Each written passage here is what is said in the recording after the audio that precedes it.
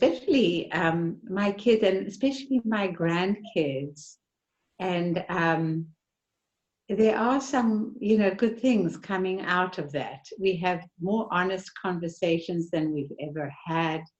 And my grandkids are talking with me 2 times a week. We have a Zoom call. And I just think, what I want them to have from me, the legacy, I need to give it now. So that's what I'm doing. But maybe I'm a little bit in denial about, how bad things could be. I don't know. Yeah. Thank you. Well, thank you, Uriel. And there's a lot of, there's a lot of facets of the truth of where we are right now, because there's the isolation, there's the fear for people we care about, or the fear for humanity in general. And there are also new opportunities that are coming up, like in that last example, for additional closeness with family members. And also I'm hearing a sense of, almost a little bit of a sense of urgency, like the time is now, where we need to,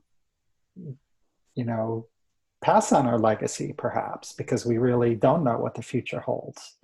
And of course, we never know what the future holds. But now, in a time like this, it is particularly salient when the real danger is higher. Greg, I'd like to interject here and say that I really identify with what you're saying, this idea of a connection to many people and relatives and grandchildren in this case, and disconnection at the same time, and wanting to bridge that gap.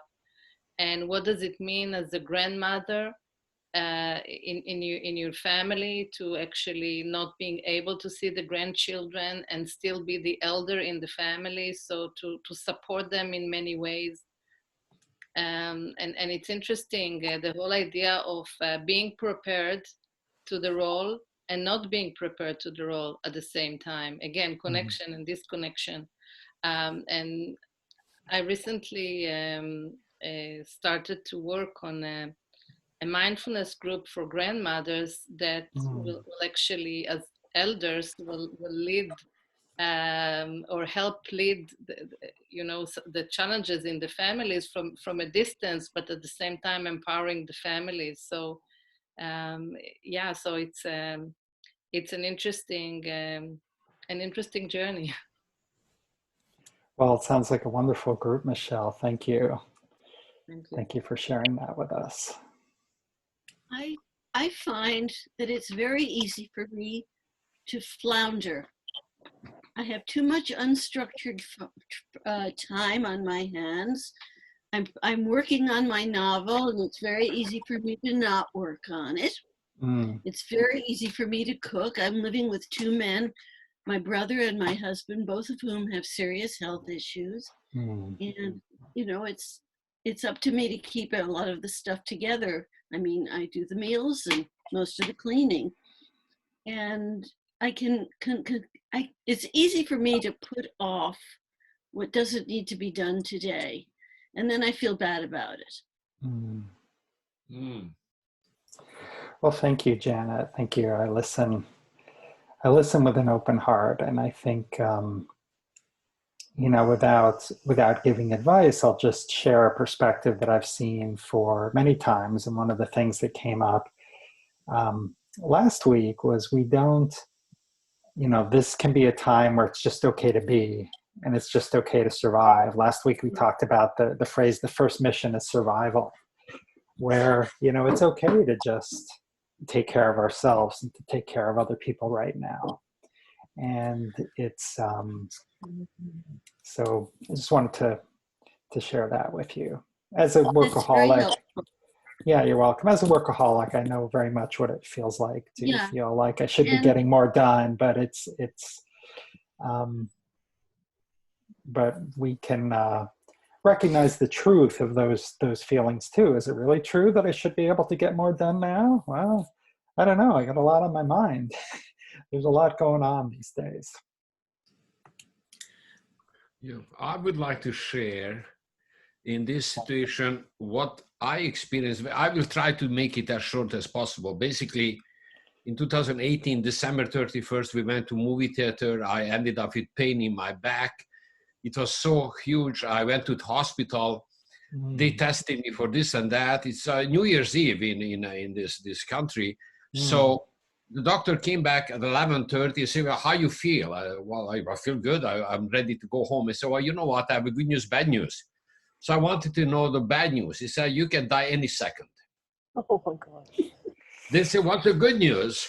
Well, you are not dead. So they transferred me to another hospital, and they found actually what I had, like 2.5-inch aneurysm on my main aorta. Oh boy. Just above the kidneys, underneath the heart.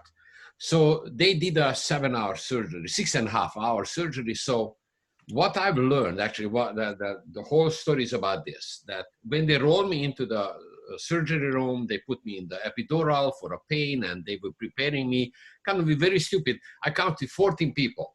And you are laying naked on this tiny table, and then there are 3 lamps above. So then it hit me as they gave me the sedative to sleep. And that's not the sleep they put you in that when you go for checkups. Actually, it's deeper. So I had about 5-10 seconds to think. So it hit me, what if this is it? What if I just die? So what would be the regrets I have? So at that moment, my daughter-in-law was 7 months pregnant with my granddaughter. We knew there's a baby coming, the second one, the first one was a boy. So the only thing that hit me was that I would not see the granddaughter. Everything else was, I'm okay to go. So, and then I fell asleep. Then I hear my name, Mr. Kovac, open your eyes. I'm thinking, well, I don't think so. It's they talk, God taught me that way. So I open my eyes. So I'm rolling in my bed in a hospital. Wow, so I realize I'm alive.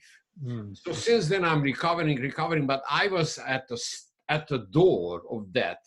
The risk wasn't that high, but I could have died. And like they had to replace my aorta with this plastic tube. Wow. And I did. So that's when you are using a year off. I'm fearful, but I'm trusting the God. And then the nurse helped me the previous night before the surgery, said, Mr. Kovac, these doctors know what they are doing. How about you just focus on how you will recover at the end?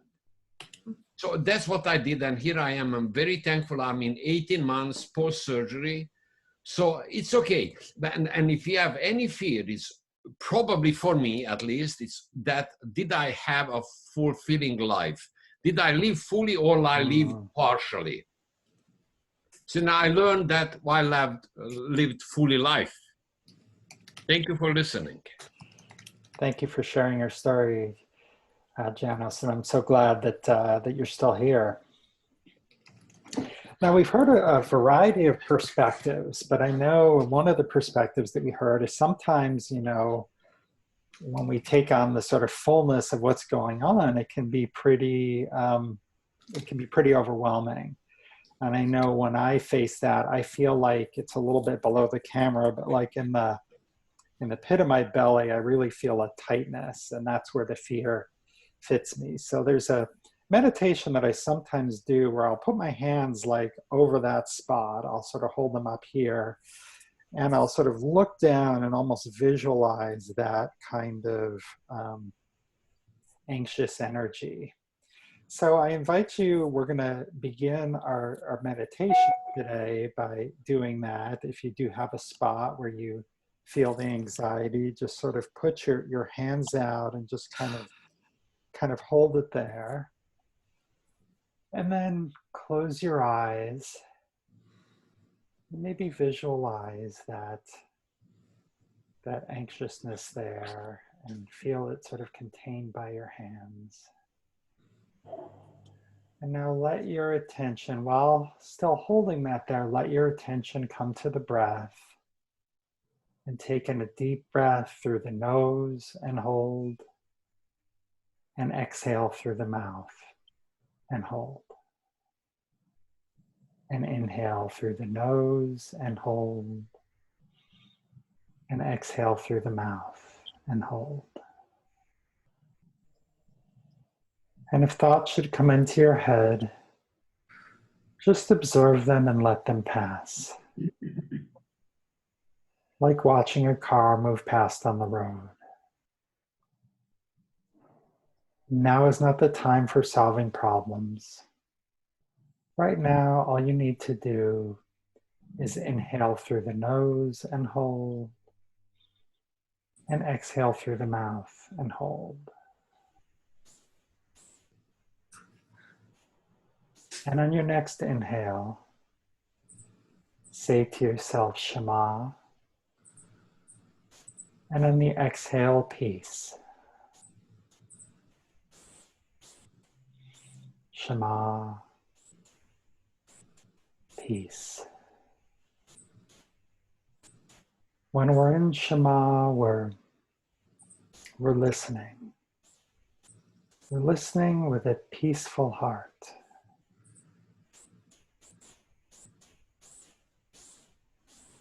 Without judgment, without reaction. And when we're listening with a peaceful heart, we can be open to what's going around us, and we can begin to bring our hands together and allowing that anxiousness to fade.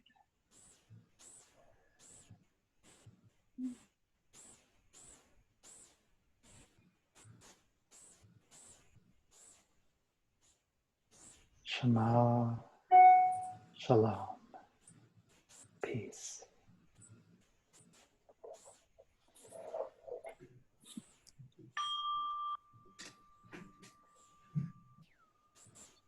And when you're ready, you may open your eyes.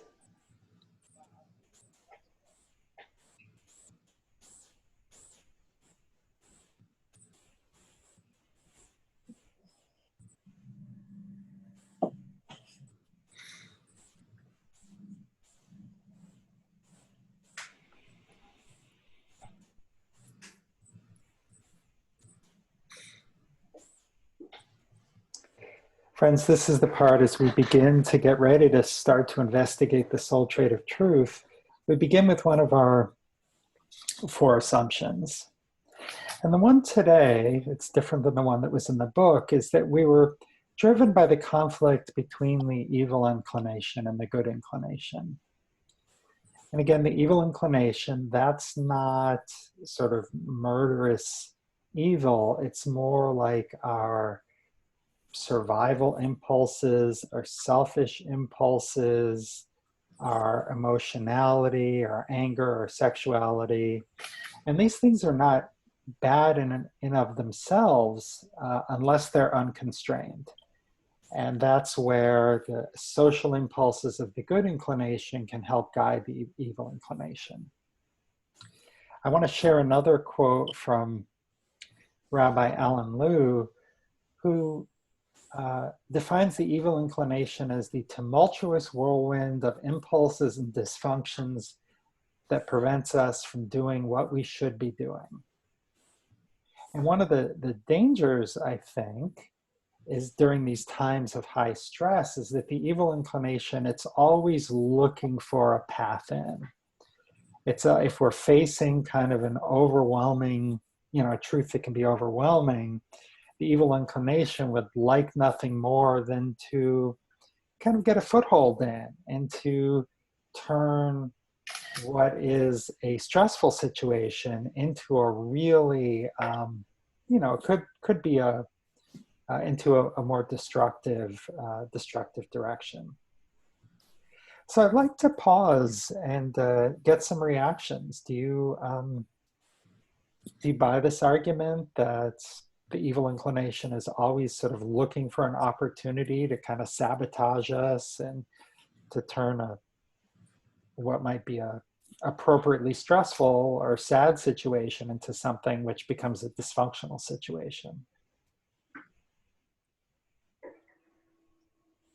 Well, I don't know if I go along with the personification, the anthropomorphism of the ego inclination.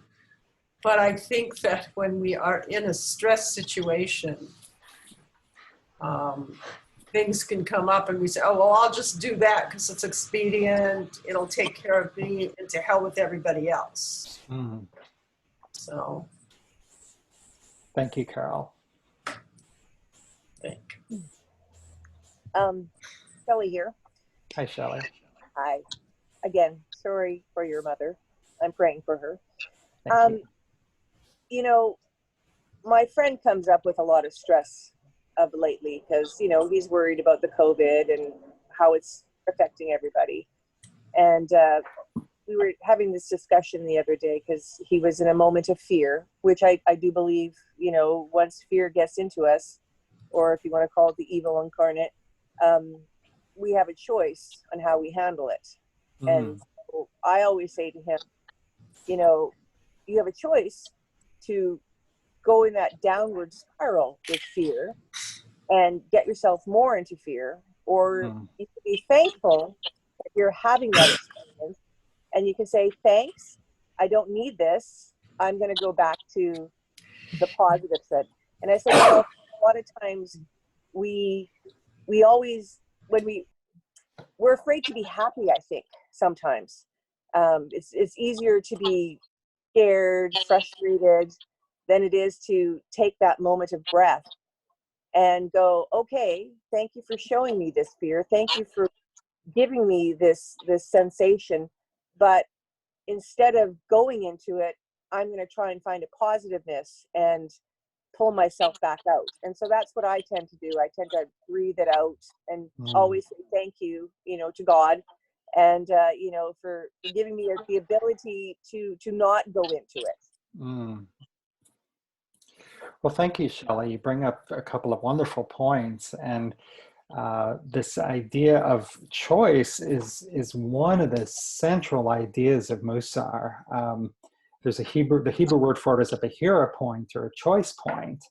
And the more mindful we are, the more we can recognize that we do have choices.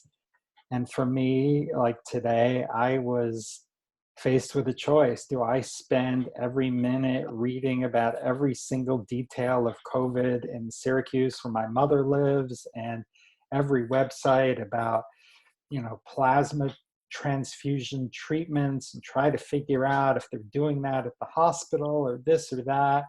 Or I could try to go about my life here and do other things. And certainly, like, my panic and fear wants to take me into doing this, but reading the sixth story about, you know, what's going on with COVID in Syracuse or in New York or in Singapore, you know, that's a rabbit hole which could consume my whole day and was just going to feed more anxiety and more of, that's kind of what, you know, again, to use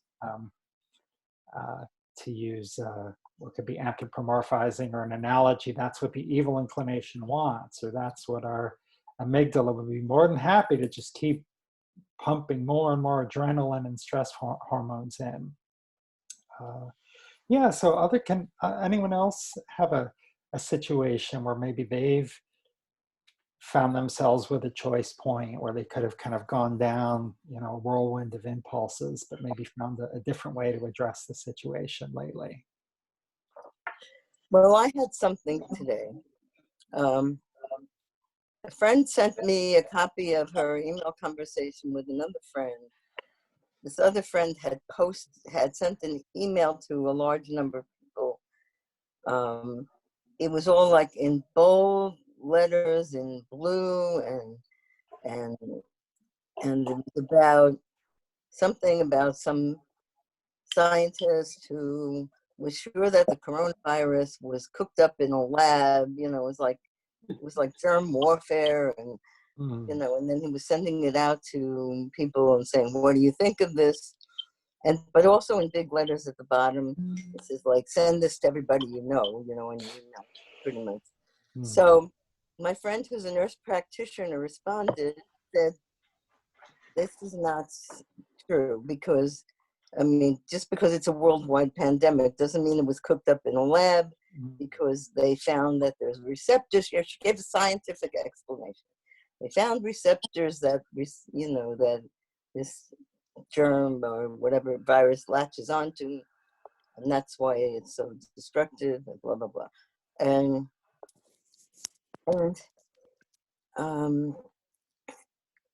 so his response to her was like, very negative. And so, of course, like, I probably shouldn't have. I got into it because it wasn't even sent to me originally. And I said to both of them, I said, well, I agree with Susie, my friend, and she's the scientist here, and knowledge is not the same as opinion. And I said something which really was really bad. I said, and he was very insulted. I said, and don't go peddling this story around, because it's just in this week's parsha. Don't be a peddler of gossip to my people, something like that. So of course he was very, very offended and disappointed in me, and I think he said something that he thought that her answer had venom in it, something like that. I don't know. So we went back and forth several times, and then, and I said, I don't know what I said anymore, but I ended by saying, let's not discuss this anymore. It really doesn't make any difference where this originated. It's here. And I'm sorry if I offended you, and I was harsh, my bad, whatever, I apologize.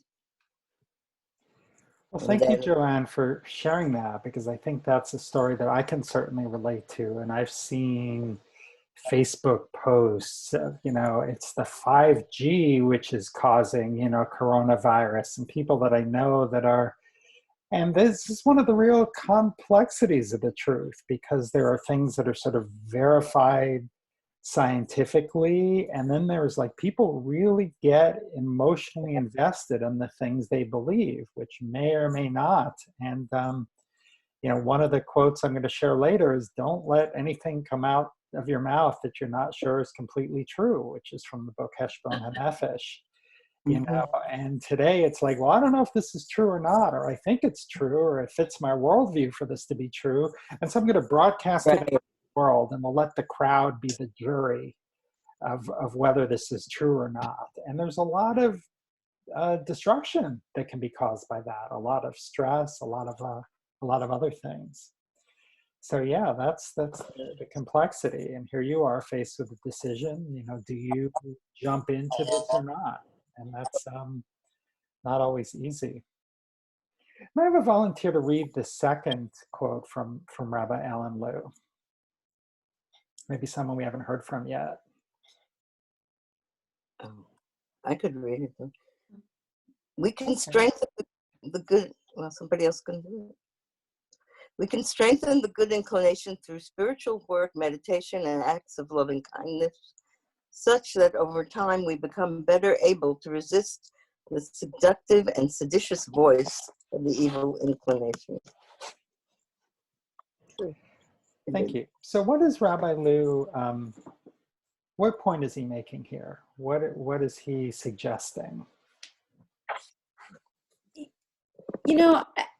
I feel my first instinct, my first response to that quote actually doesn't answer your question, Greg. So I'm sorry if I'm going to veer a little bit off the track. That's there, okay. but, it's very Jewish, so that's cool.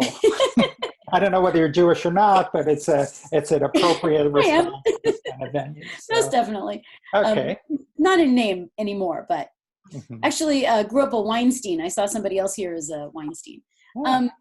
But for me, at least my evil inclination most of the time is not seductive, right? Like I'm not like, I don't get necessarily sucked into or, seduced into making the wrong choices. They just happen, right? Like my evil inclination works in my subconscious and it just comes out before I can even catch it. So I think at least for me, that doesn't resonate for me, because that's, yeah. So, yeah. This is Moshe. I'm sorry. Yes, Moshe. Okay. I think I agree with Wendy that the terms, you know, seductive or seditious are kind of like Carol was saying, anthropomorphize, somebody else, they're kind of anthropomorphic, you know, characterizations, but it's a tendency. And I think you're right on that it's a matter of choice, you know, what we choose, what tendency or whatever you call it, we tend to choose in that moment. And you see how it plays itself out in, you know, false reports and fake news and just enormous, just how just that simple choice that each of us has on a personal level can play itself out.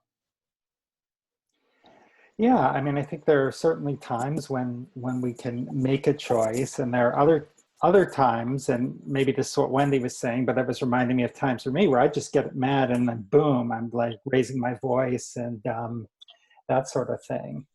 And I think what Rabbi Lou is offering is like some alternatives, some counter, you know, they can be some health promoting habits, because if the evil inclination, those tendencies tend to map to like the amygdala part of the brain, and the good inclination tends to map to the prefrontal cortex. And those two actually do sit in opposition to each other. And things like meditation or acts of loving kindness, they strengthen the prefrontal cortex. And they can, as Rabbi Per might say, give us a little bit of extra space. So like today, you know, I did the meditation a little bit later to see if it might be helpful after we talked about some stressful things. Did that help sort of calm and recenter? I don't know, did anybody feel a little bit more calmed and recentered after talking about something that was the stressful beginning? Now, one of the things I wanted to, I'm sorry, someone else has the floor. Okay, go ahead, can I speak? I mean, are you answering my question? Yeah. Okay, then you may speak. One of the things that okay, I'm looking at both the what causes the evil inclination or how it manifests and how to counter it. I'm reminded a little bit of the opposite of John Dewey's learning by doing. How about learning by not doing? I don't mean by not doing acts of loving kindness, but by giving your brain the opportunity to rid itself of the impulses, to rid itself of the CNN, to rid itself of the, I can't be doing this, I should be doing this, and just give it a rest. I love that. Yes, thank you. As a writer, sometimes I work in the garden, not thinking about what I should be doing. Things come to me. Right. You know? Those shoulds. Computer. Sorry. Yeah. Carol. Yeah, I wanted to say that what I think Rabbi Lou is saying is that you have a choice, and the easier choice is to do things that are good, because when you do things that are good, you spread that energy from yourself to others, and others receive that energy in a way that makes them grateful that you have extended some goodness toward them. It makes them want to do goodness for someone else. And so that beautiful arc of goodness can share from 1 to 4 to 16. And in a perfect world, it could cover the earth. But it has to start with one person. And the more you do good, the more seductive it becomes, because it makes you feel good. Thank you, Carol. This is Elizabeth. I'm still struggling sometimes with what's Yetzirah Ha and what is Yetzirah Tov, in the sense that I may be faced with a choice point where it's going to be good for some aspects of it, but not so good for other aspects of it. So I don't see it as a complete dichotomy. I think it's also linked to the circumstances and what is expected from you versus what is good for you. So I'm still struggling with this language that is, this is good, this is bad. Sometimes it's not that clear to me. These are very complicated topics, and I had intended us to spend about 15 minutes on it. We've spent almost the whole time. I am going to want to move on, because I want to set us up for our one-on-one conversation, which we got cut a little bit short last time. So I apologize if not everyone, but I will hang out after 5 if people want to continue the conversation. Excuse me, Greg.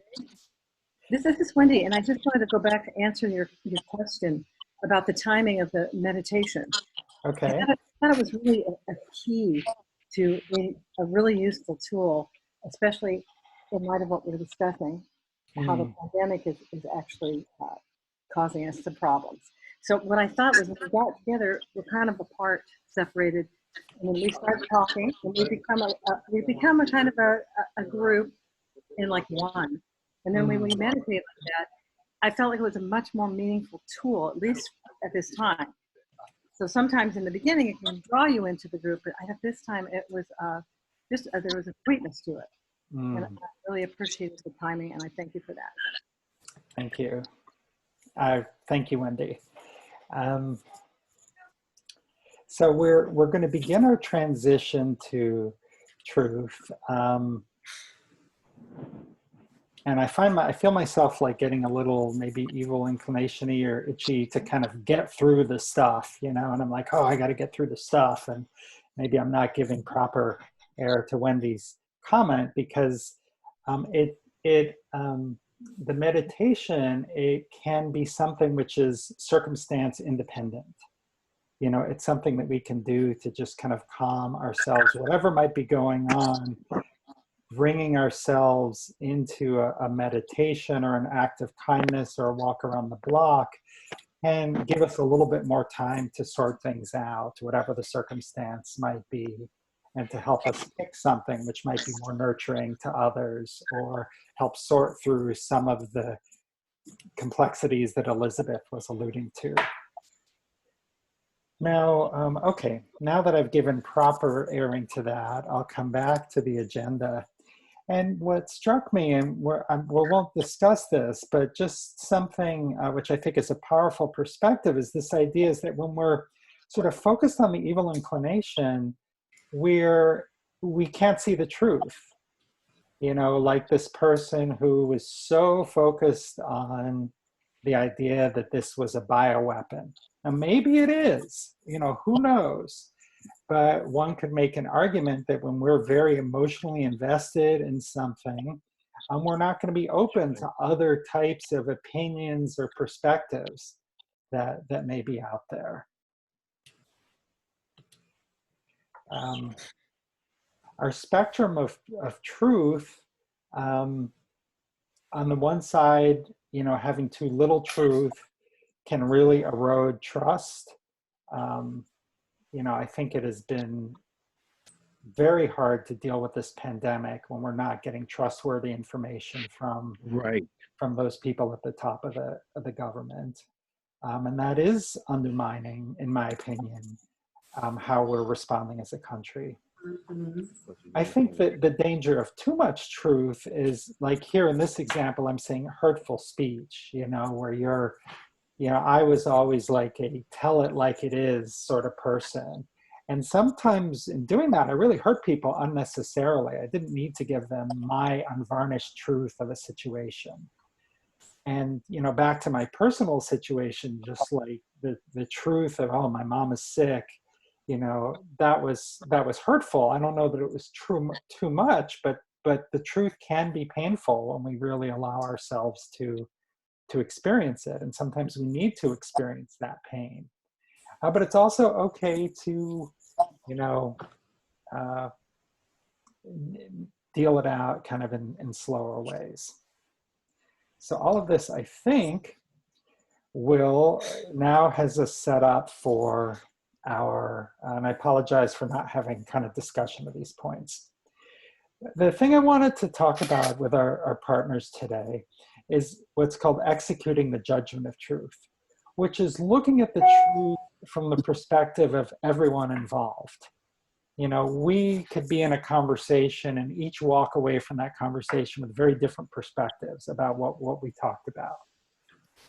There isn't like one objective situation. You know, I guess we could go back and watch the recording of today's, but often life is in a gray area. And based upon my history, I'm going to interpret things in a certain way. And if you have a very different history, you're going to interpret them in another way. So when you get together with your partner, there's two things. You know, one is maybe talk about the fullness of truth of where you are today. And that could include, you know, both some positives and some more negative things, you know, and I say those with quotes. And then maybe if you have time, you know, is there someone in your life where maybe, I might do better to try to see the truth from their perspective. And if I try to see it from their perspective, that might bring some enrichment to my own life.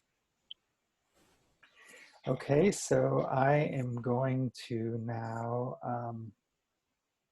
I've lost like my Zoom page here. How do I stop my share? Greg, Bill has a question about the breakout group. Yes. Yeah, go Bill. Hi, Bill here. So I was reading through on the laptop the items that you were going through, and I have kind of a point of confusion, and that is that I'm confused as to how we're trying to utilize the word truth here in terms of the way it frequently gets characterized is you have, if I have 2 dogs and add 2 more dogs, I have 4 dogs. Mm-hmm. That's a factual truth.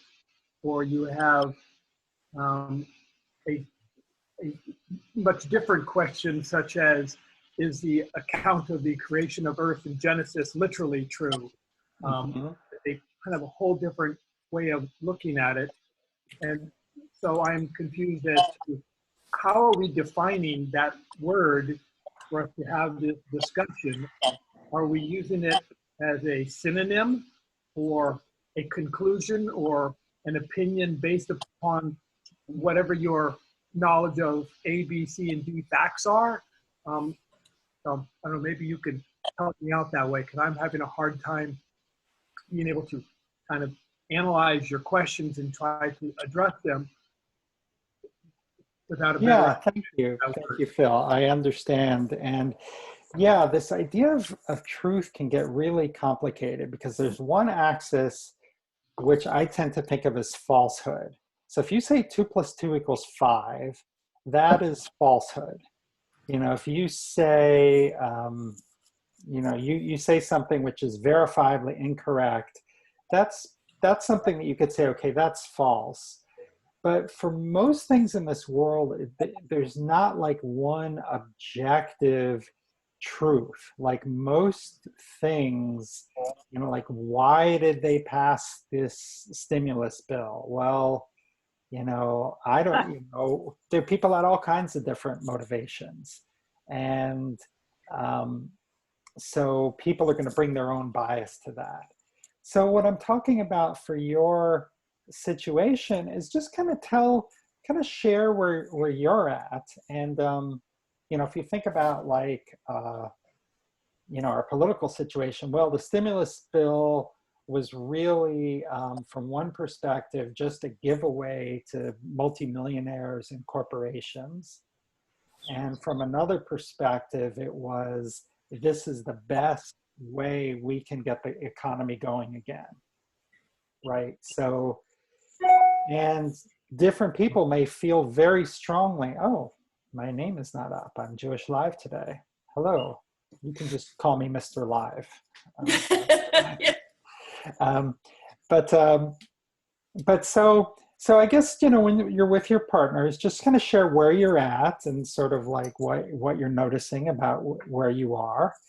And then if there's someone in your life, like maybe that relative who has a different political perspective, or, you know, my teenage daughters, they see the world very differently from me and see the shutdown very differently than I do, and their priorities are very different. So trying to see the world through their eyes helps me relate to them a little bit better.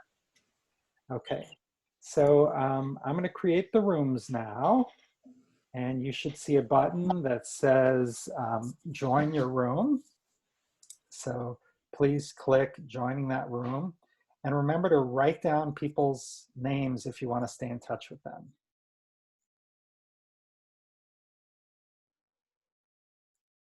Okay. Janet, do you see, you're looking frozen there. Okay. Nancy, do you see your room somewhere?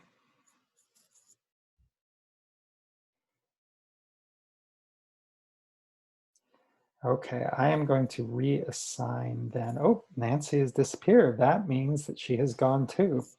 So if, for those of you that are watching on Facebook or on YouTube Live right now, what I do is I share an additional teaching to give you something to watch while everyone else is in their Hevruta study.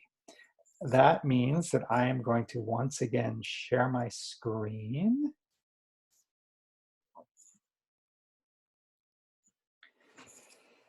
And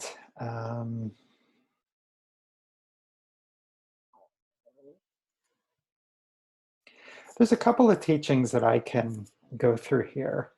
One of them is this idea that the Hebrew word for truth is emet, which is spelled Aleph, Mem, Taf. And that's the first letter of the Hebrew alphabet, the middle letter of the Hebrew alphabet, and the last letter of the Hebrew alphabet. So that means that like only the divine has access to the beginning, middle, and end of everything. Now, you may not be sure about the divinity. You might be an atheist. You might not believe in God. So what I'd like you to hold on to is this idea is that a human is, we are never going to objectively know the truth of everything. Kind of to Phil's question before, almost nothing in life comes into this 2 + 2 = 5. Now, unfortunately, we have a government and leadership which is peddling falsehood and saying things that are not true, and people may disagree. Again, that's my truth, but there are a lot of people who'll be like, no, he's just setting the record straight. So even something like that can be something which should be objective suddenly becomes subjective because there's so much dislike and distrust between people. And I'm hoping my later slide, well, if I'm remembering it correctly. Okay, so this was about speech. So to close on that other point, it relates to what I was saying before, which maybe people in the breakout groups are talking about, which is understanding the judgment of truth, trying to really understand what that person's perspective is. We can't get people, if someone has an emotional attachment to an idea, you're not going to be able to get them to change their mind. But what you might be able to do is to understand them a little bit more and not to dismiss them as bad or evil. And I'm here talking about kind of our fellow citizens or other people in our lives. So we'll put a pin in that and we'll kind of set that one aside. I think these are two really important points about truth, and unfortunately we won't have time to cover them very deeply. One we talked about before is you can make sure that you're not part of the problem. There's all kinds of crap about the virus that's going on. You know, it's going to kill everybody. This thing is a cure. You know, and when you are liking something on Facebook, sharing something on Facebook, even bringing up a topic with people in your family, are you really sure that what you're saying is true? And we can even go a step beyond that and say, is this going to be a positive contribution? And that's what this second quote is about. A bride should always be complimented as beautiful. This was actually the only fight I had with my editor for the book, because she hated this. She said, this is reinforcing the patriarchy, and this is reinforcing the idea that women are only valued for their beauty. I was really shocked by that, because I thought, you know, that just didn't occur to me. And I realized that she was correct. And the way that I wrote about this and interpreted it in the book is the idea is that a wedding is a time of joy. And if we're going to be making a comment about how the bride looks, or the groom's tuxedo, or their taste in China, or, you know, something along those lines, we could really hurt someone's feelings, and we could really detract from the joy of the day. So before we start sharing our truth with other people, we should think about the impact of that truth on that other person. And even if it might be objectively correct, like even if everybody in the room said, yeah, this bride is not very attractive and she has all these scars on her face or what have you, it's still not appropriate to share that truth. Or as I would like to say to my daughters when they were young and they'd be fighting and they would say something mean to the other one, he'd say, well, it was true. And I'd say, yeah, it is true, but that doesn't mean you need to say it. You know, if it's really going to be hurtful to your sister, it's probably something that's better not shared. Okay, so with that, I am going to stop the share and bring everyone back together. Okay, so the rooms are closed, and within a minute, people are going to start to come together. So I invite you to think about, you know, a situation in your life where maybe you've given someone too much truth, or maybe you've withheld the truth because you've been afraid you were going to hurt someone's feelings, but in the process, you didn't share with them something that they really needed to know. Sometimes it can be helpful for people to give, to understand if they've done something that's hurtful. Okay, we got Carol and Leslie are back. Hey, Leslie, how are you today? Yeah, Janos had to go. Hanging in there. Okay, that's good. We missed Janos. Yes, we're right up at the end of our time here. Yeah. Let's see. We have 3 seconds, so people are going to be coming back in a big whoosh, and here we are back together again. So we're going to have a closing meditation in just a sec, and then if any of you want to hang out and see the new name and to give me feedback on the image that I'll use on the website, I would love to have you. Anyone like to make a closing thought or two about maybe something, an insight you had during your pair sharing? Yeah, I think one of the things we talked about was choosing to be positive, that we can go to that dark place, but sometimes we have to, but we don't have to stay there. We go to that dark fear place, that grief, that sorrow, whatever it is, but we don't have to stay there. We can visit and then come back. Yeah. And that I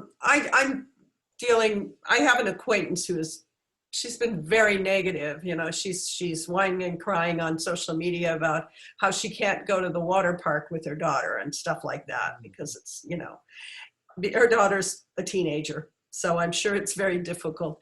And I tried to put myself in her shoes, knowing that she is not putting herself in my shoes, by the way, this I know. And just to be grateful for what I do have, just, you know, that's what's getting me through, is looking at what is good in my life.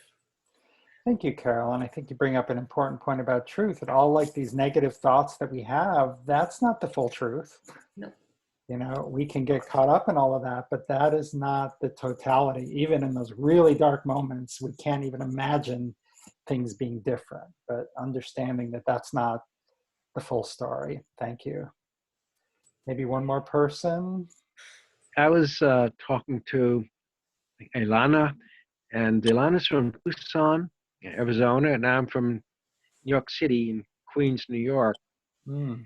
And talking about the differences in truth, I was talking about how life was over here, and Ilana was talking about experiences of people over where she lives, and it's, you know, I'm out here and I see what I see, and many people are over there in that community and they see what they see, and it's a bit of a difference, a different perspective, and we act in certain ways from the reaction, you know, of our environment, which is, you know, out here in New York City, at least it's scary and it's dangerous because it affects friends. Yeah, thank you, Jack. Okay, well, I would love to continue, and we will, I will hang around. I want to be respectful of the time too. So we're going to do a very, very short closing meditation. So please, once again, close your eyes. And take in a deep breath through the nose and hold. And recognize, and exhale through the mouth and hold.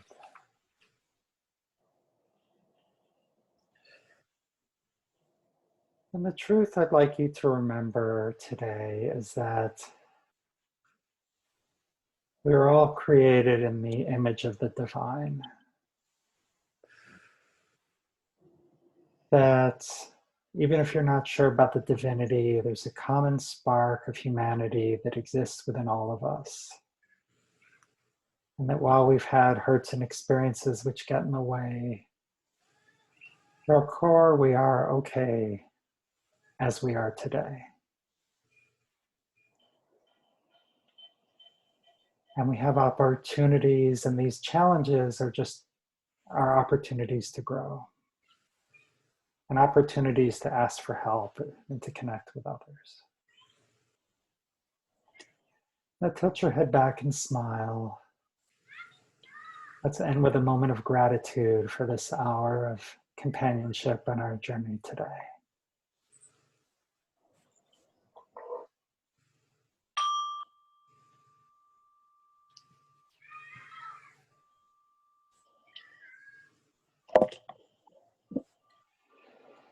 And when you're ready, you may open your eyes.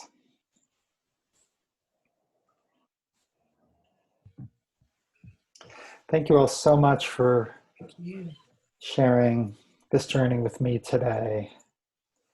I really appreciate having this time with all of you every week. Now, if anyone would like to stay to further the conversation, I'm going to end the live, which I do somewhere here. Yeah, we'll stop the live stream. And yeah, if anyone would like to hang out and see the new name, I'm going to share that now. So I did a poll on Facebook, and there was a very clear winner, and it was called Jewish Wisdom for Coping with the Pandemic, which I think is a much more accessible name for people who don't know Mussar. So there are a couple of different design ideas. One is this one. The blue is, and the pattern is actually in this tree, or actually on the cover of the book, and they're used on the website in a couple of different places. So that is idea number one. Idea number two is very similar, but it has kind of one of these Brady Bunch views from one of our early calls. Some of you may recognize yourselves on here. So those are the two different ideas. So we could tweak various things along the way, but I'd love to kind of hear some feedback. What do you think of the name, and do you like the general direction, and do you have a preference between the two? Greg? Yeah, I saw Leslie raise her hand, so let me call on Leslie, and then we'll get to you, Carol. I like the one with the tree because it's kind of your logo, and I think you should keep your brand. And the tree of life is so archetypical of Jewish learning and Jewish worldview. So it's longer lasting. I like the name. I'm just wondering, is the purpose of this only during, like, for how long is this going to play out? Because then it's going to end, and then you're going to need to have a new name for the next thing. Oh. Yeah, that is a good point. I've thought about that. I could always just lop off the coping with the pandemic, and we could just have more coping. Coping with life. Challenges of life. Yeah. Okay. Carol, you would wanted to make a comment. I had pretty much the same comment as the previous person. The tree of life is quite beautiful. And you know, if you continue with the wisdom, the Jewish wisdom for coping, you could add all kinds of things when the pandemic is over, like Jewish wisdom for coping with grief, Jewish wisdom coping for stress. Great, thank you. Jack, I saw you raised your hand.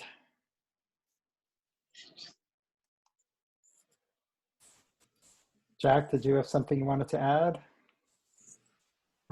Hi, Greg, it's me, Wendy. I don't know how to raise my hand. Oh, you don't need to. Oh, okay. I like the top one. Okay. Thank you. Okay, here we go. Yeah, I didn't unmute myself. Okay, I like them both, but I have a very visceral positive reaction to the second one. It's just something about it with, you know, all the people there talking and all that. It just really resonated with me. It's okay. Thank you.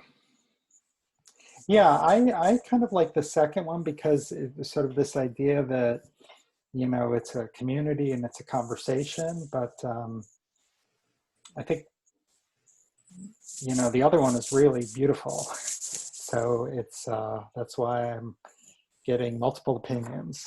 Greg? Yes. I think they're both good. I don't think you go wrong with either one of them. Yeah. Hey, thank you, Greg, and everybody here. It was really a great session. I enjoyed it. Thank you. Thank you, Marcia. Greg? I like the thought of, I can't raise my hand. I don't know. for me, it overshadows anything I say or do or feel right now. So I think that's first and foremost what we're dealing with, no matter what we talk about. You know, we talk about anything. The pandemic is hovering over us. So I like with the pandemic, and I like the tree. Okay. I like the people too, but I don't see myself, so I don't like it that much. Just kidding. Yes. Greg? You know, yes. This is Wendy again. Maybe think about changing the word "the" to the word "a." Or with pandemic. A pandemic. Without an article at all. No matter which pandemic, all of this applies. Yes. That's very Thank good. you. I had another thought, looking at your book, you know, going forward. I mean, this is something that you can change with the times, but I like your book, Jewish Wisdom for Finding Balance. Like maybe when it's not so acute, and then if we have something else, because anyway, and then it connects with your brand and with your book. And I never studied marketing, by the way. Thank you, Leslie. Shelley, did you have something? Yes, I have something. I too like the first one with the tree, because I think the tree of life is that we are in life. But I also like the community thing. That is also beautiful, but maybe changing the word pandemic. I have one other suggestion, that we make these meetings longer, because we never seem to get enough time to talk. And last week when you took us through our meditation, you made us do something where you made us be aware of the light that comes into our eyes, even though our eyes are dark. And I've always said this to my friend, even in the darkness, there's light. And so now every time I meditate, I focus on that source. So thank you so much for bringing that to my attention and for letting me share it with other people. You're very welcome. Okay, I'm going to stop the share here.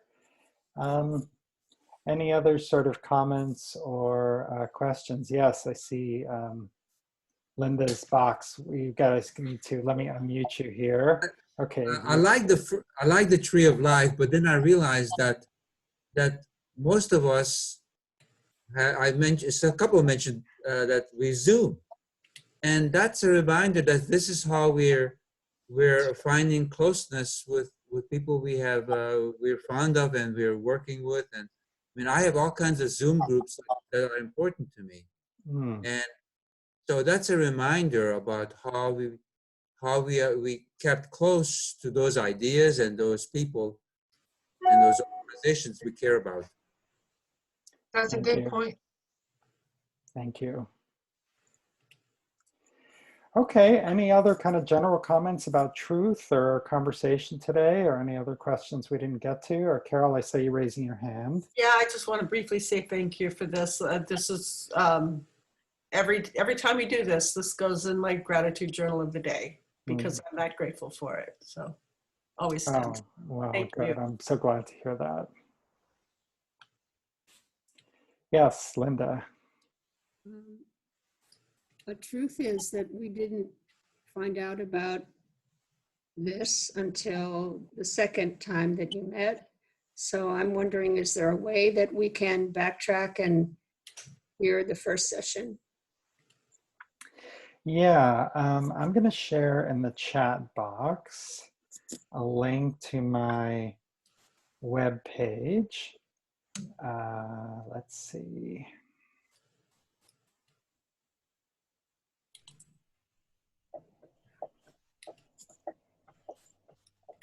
There's a page basically which has a link to all of the different recordings and the different blog posts.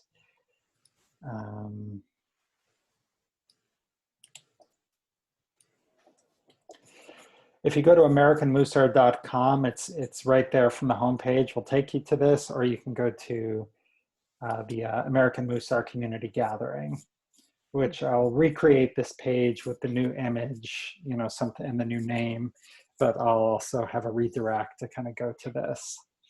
Okay.